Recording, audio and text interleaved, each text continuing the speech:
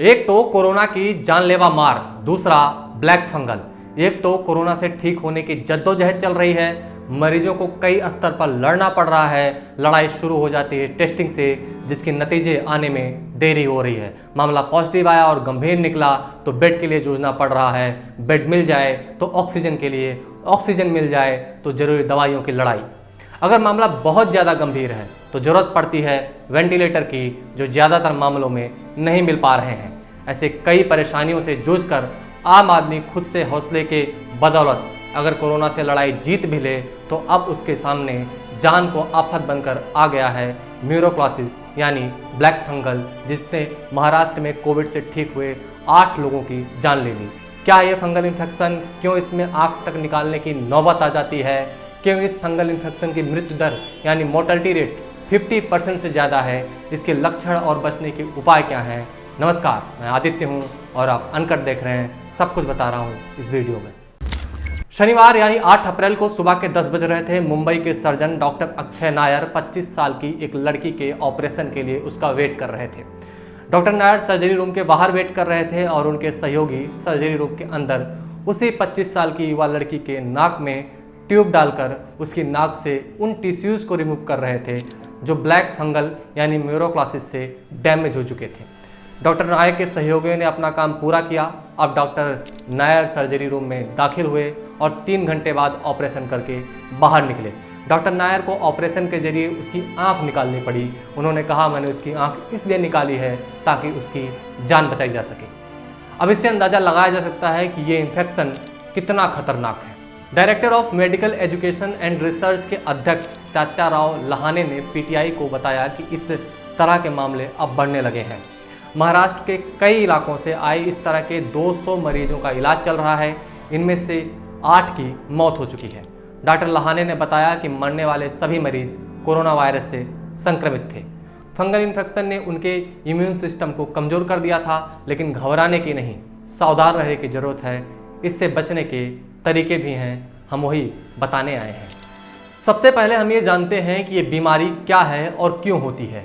Delhi AIIMS में dermatology department की head doctor Uma Kumar ने अनकट से बताया कि ये फंगल इन्फेक्शन पुराना है, लेकिन कोरोना मरीजों में इसके केस तेज़ी से बढ़ रहे हैं।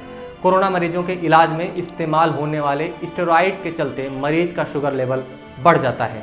इसके अलावा कुछ दवाइयाँ मरीज की इम्यूनिटी दबाने का काम भी करती हैं। ऐसे हालात में मरीज को आसानी से फंगल इन्फेक्शन हो जाता है। वातावरण में बहुत प्रकार के फंगल मोल्ड्स होते हैं। इसमें से एक होता है म्यूकोरमाइकोसिस। अगर ये हमारे सांस द्वारा अंदर चला जाता है तो हमारे साइनसेस को, ओरल कैविटी को, नेजल कैविटी, आईज, ब्रेन में इन्फेक्शन कर सकता है और इसको हम कह देते हैं म्यूकोरमाइकोसिस, राइट, जो कि जिसे ब्लैक फंगस भी कहते हैं। और ये ज़्यादातर फेटल होता है, यानी कि जो मोर्टेलिटी है वो 50% से ज़्यादा देखी गई है despite treatment. Black fungus immuno compromise लोगों में ज़्यादा देखने को मिलती है, यानी कि जिनकी इम्यूनिटी कम होती है, चाहे वो किसी बीमारी की वजह से हो या फिर दवाओं की वजह से।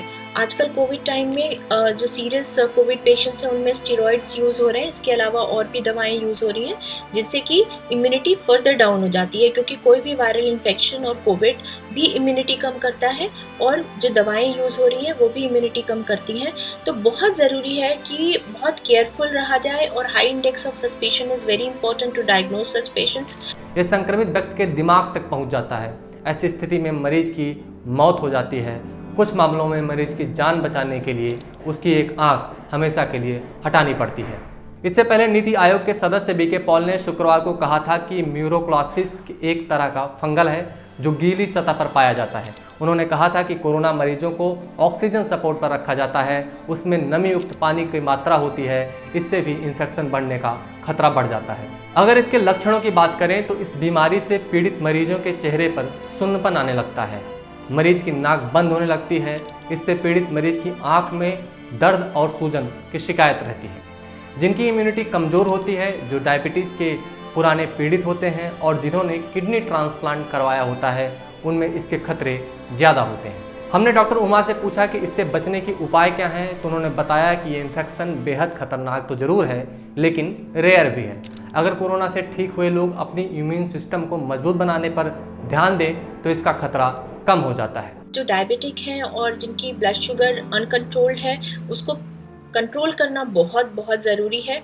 और जो इम्यूनो कॉम्प्रोमाइज लोग हैं अगर वो बाहर जाते हैं और मास्क का इस्तेमाल करें, जो कि अभी करना है कोविड टाइम में, तो उससे भी इस फंगस से बचा जा सकता है। उन्होंने सलाह दी कि संक्रमित भाप लेने के लिए टैप वाटर के बजाय फिल्टर वाटर के इस्तेमाल करें। टैप वाटर में फंगल बैक्टीरिया हो सकते हैं जो भाप के जरिए नाक में पहुंच सकते हैं। इसके अलावा डॉक्टर उमा ने कहा कि बेहतर खान पान और साफ सफाई यानी हाइजीन पर ध्यान देना जरूरी है। शुक्रिया, आप देख रहे थे अनकट।